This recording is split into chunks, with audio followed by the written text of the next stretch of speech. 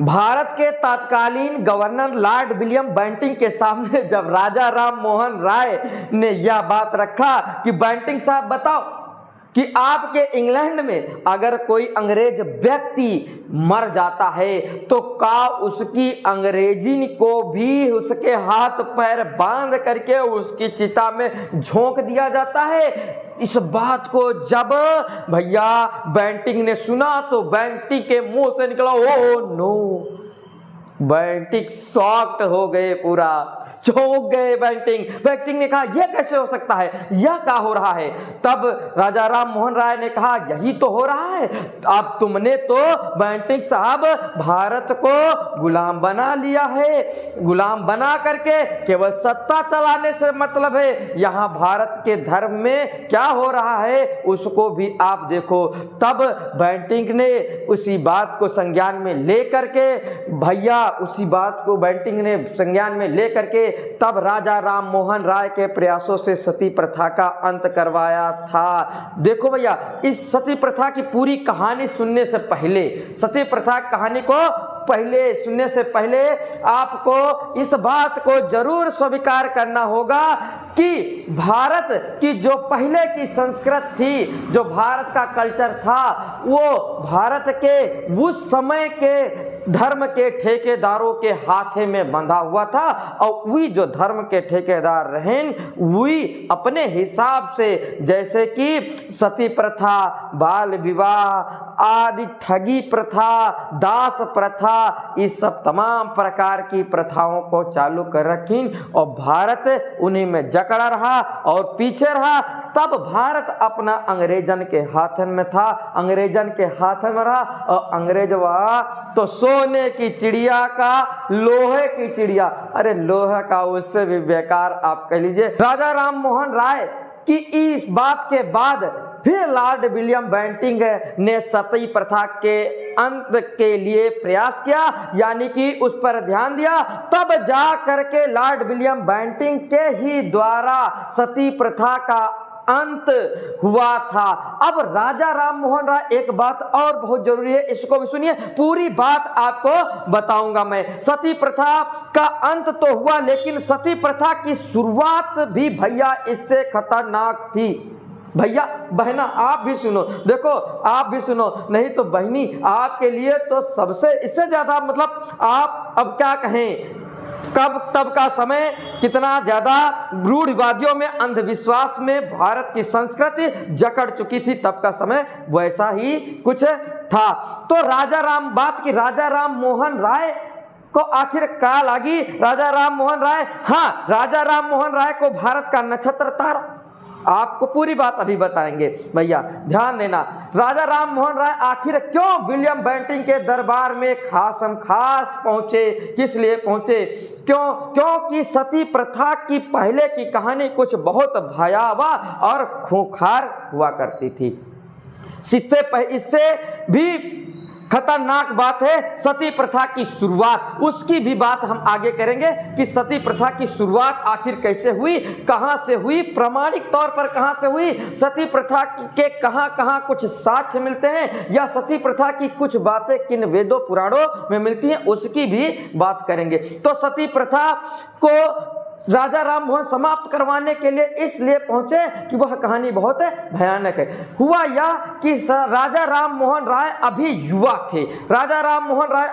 थे, और इनके बड़े भैया की एक दिन अचानक से मृत्यु हो गई। राजा राम मोहन राय के भैया की जब मृत्यु हो गई तो हुआ यह कि भारत में उस समय सती प्रथा पूरे अच्छी तरह से व्याप्त थी और बहुत कायदे से चल रही थी सती प्रथा। यानी कहने का मतलब यह है कि सती प्रथा एक प्रकार से राजा राम मोहन राय के समय में भैया आत्महत्या नहीं, सती प्रथा खुद से सती होना नहीं, एक मर्डर यानी कि एक कत्ल का रूप धारण कर चुकी थी सती प्रथा राजा राम मोहन राय के समय में। तो राजा राम मोहन राय के जब भैया खत्म हो गए, कि भैया जब एक्सपायर कर गए, तो हुआ ये कि अब जब सवेरे राजा राम मोहन राय की जो भैया की चिता को, यानी कि जब उनका अंतिम दाह संस्कार करने किया जाएगा तो कहाँ, गंगा जी के किनारे ले जाया जाएगा।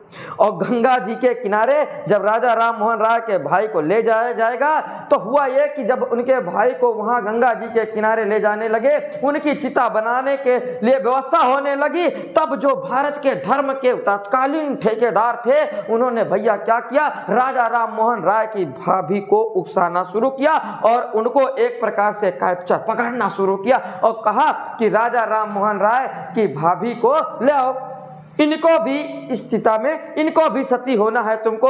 वो मना करने लगी। राजा राम मोहन राय की जो भाभी थी वह मना करने लगी। राजा राम मोहन राय भी बड़ा परेशान हुए, बहुत दुख हुआ राजा राम मोहन राय के अंतर मन में, और वो पूरा प्रयास किए, लेकिन वो अकेले क्या कर पाते जब पूरा समाज, पूरे ठेकेदार या मुखिया सब लोग मिले थे।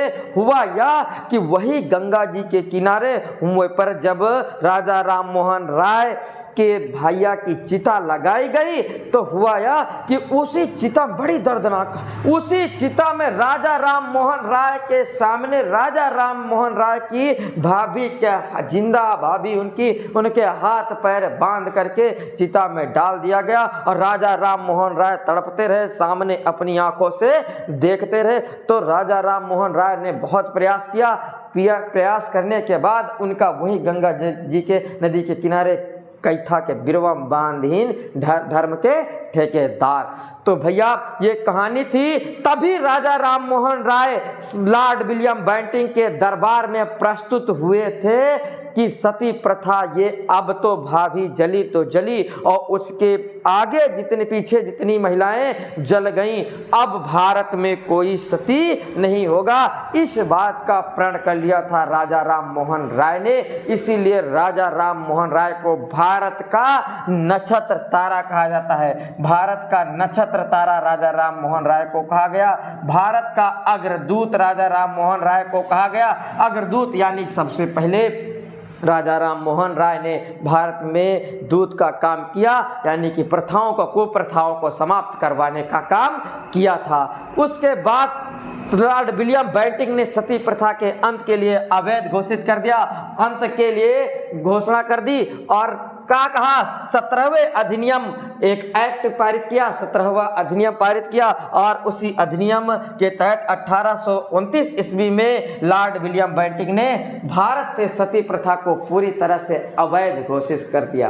अब तो यह कहानी थी भैया कहाँ सती राजा राम मोहन राय से जुड़ी। और इसके पहले की बात कि सती प्रथा की शुरुआत आखिर कैसे हुई, तो सती प्रथा की शुरुआत भारत में कैसे हुई उसकी भी बड़ी रोचक कहानी है। भारत में सती प्रथा की शुरुआत 510 ईस्वी में माना जाता है।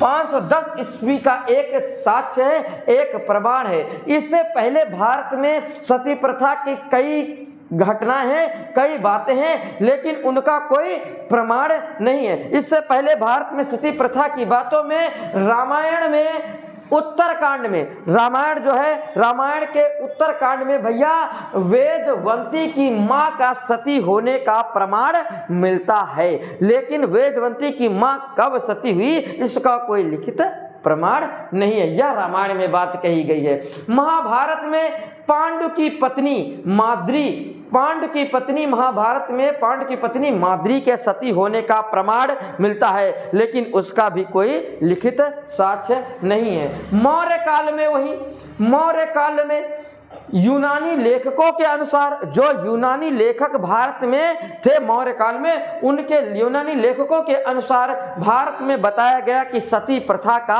चलन था, लेकिन उसका भी कोई डेट और लिखित प्रमाण नहीं है। लेकिन भारत में 510 ईस्वी का एक लिखित प्रमाण है सती होने का, सती प्रथा का, इसीलिए इसे भारत का पुख्ता सती प्रथा का प्रमाण माना जाता है। अब इसकी भी कहानी बड़ी रोचक है, अब आगे सुनिएगा। तो 510 ईस्वी में हुआ ये कि गुप्त वंश का एक राजा था, गुप्त वंश का एक राजा था भानुगुप्त। भानुगुप्त एक राजा हुआ करता था भैया गुप्त वंश का।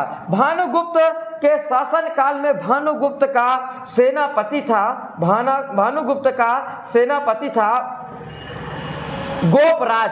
गोपराज भानुगुप्त का सेनापति हुआ करता था। 510 ईस्वी में भानुगुप्त के सेनापति गोपराज थे। इसी 510 ईस्वी में भानुगुप्त के शासन काल में भानुगुप्त पर हूणों ने आक्रमण कर दिया। हूण एक जनजात हुआ करती थी, बर्बर और खूंखार जनजात हुआ करती थी। हूणों ने भानुगुप्त पर क्या किया? आक्रमण कर दिया। हूणों ने भानुगुप्त पर आक्रमण कर दिया। अब जब हूणों ने भानुगुप्त पर आक्रमण कर दिया तो भानुगुप्त ने अपने सेनापति गोपराज को हूणों से लड़ने के लिए भेजा युद्ध में। और जब हूणों से लड़ने के लिए भेजा तो हुआ यह कि गोपराज बड़ी वीरता और कुशलता से लड़ते हुए भैया गोपराज हूणों से लड़ते हुए मारा गया, यानी कि शहीद हो गया गोपराज शहीद हो गया। अब जब गोपराज शहीद हो गया तो गोपराज का अब जल्दी विवाह हुआ था। गोपराज की शादी नई हुई थी और जब गोपराज की नई शादी हुई थी उसकी पत्नी अत्यंत सुंदर थी। तो हुआ ये भैया कि गोपराज की पत्नी गोपराज से बहुत प्यार करती थी, बहुत चाहती थी, गोपराज को बहुत मानती थी और गोपराज के दुख को सह ना सकी, गोपराज की मृत्यु को बर्दाश्त ना कर सकी। परिणाम हुआ यह कि जब गोपराज की चिता जलाई गई दाह संस्कार के लिए, अंतिम संस्कार के लिए, जब गोपराज की चिता जलाई गई, अंतिम संस्कार गोपराज का किया गया तो गोपराज की पत्नी थी जो वह इतना गोपराज को प्यार करती थी कि उसको बर्दाश्त ना कर सकी, गोपराज के दुख को, मृत्यु को, गोपराज की मृत्यु को, यानी जो दुख उसको हुआ उसको बर्दाश्त ना कर सकी। और हुआ ये कि वह जलती हुई चिता में कूद करके अपनी आत्महत्या कर ली। आज के समय में भैया हम तो उसको आत्महत्या ही कहेंगे। तब उसे सती प्रथा की पहली घटना मानी गई, सती प्रथा का प्रथम उदाहरण माना गया, लेकिन उसे हम आत्महत्या, उसने कूद करके आग में आत्महत्या कर ली। अब यहाँ तक बात सीमित होती तब तो ठीक था, लेकिन इसके आगे की भी घटना भयंकर है। हुआ यह कि कुछ दिनों के पश्चात भैया गोपराज का एक पड़ोसी मर गया।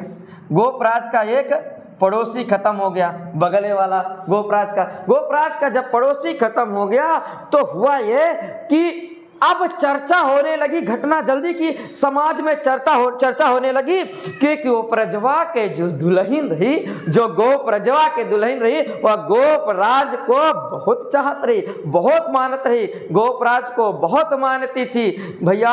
और गोपराज देखो कितना मानत रही, अब वह देखो अपने पति के साथ क्या हुई, मर गई, चली गई, शहीद हो गई और सती हो गई। ये अब चर्चा करने लगी, जो मर जाता है इंसान जब, तो उसके पास जब औरतें बैठी होती हैं, जो बैठी होती औरतें, तो कुछ तो घर वाली तो भाई रोया करती, शोक में डूबी रहती, लेकिन जो गांव की आया करती हैं और जहां पर औरतें इकट्ठा होती हैं, बहन देखो बहनी, हम आपके लिए स्पेशल बहन देखो, हम औरतें जहां पर होती हैं वहां पर बातें होती हैं, जो कहा जाता है परपंच। तो औरतें परपंच करने लगी और कहा बतला रही कि देखो बच्ची, गोप्रजवा दुल्हन कत्ता गोपराज को चाहत रही और का करिस कि वह मर गए, जल गए, सती हो गए गोपराज के साथ। ये देखो का करती, ये पता नहीं मानती कि नहीं मानती, ये का करती हैं, ये यह न मरी वरी, ये का करती हैं, पता नहीं मरी है कि ना मरी है, या मानत रही कि नहीं मानत रही, पता नहीं कहाँ मानत रही है, वैसे नहीं मानत रही। अब तो एक और आज़ादी हो गई, इसी प्रकार की चर्चाएं और आज़ादी, इसी प्रकार की चर्चाएं भैया चलने लगी। और वह औरत भी उसी मतलब बॉडी के पास गोपराज जो पड़ोसी मर गया था बैठी और पूरी घटना सुन रही। सुन के वही औरत की कान मतलब दिमाग पूरा हुई औरत का भ्रष्ट हो गया, कान पूरा भर गए। तो उसने एक बैठे बैठे वहीं पर एक निर्णय लिया,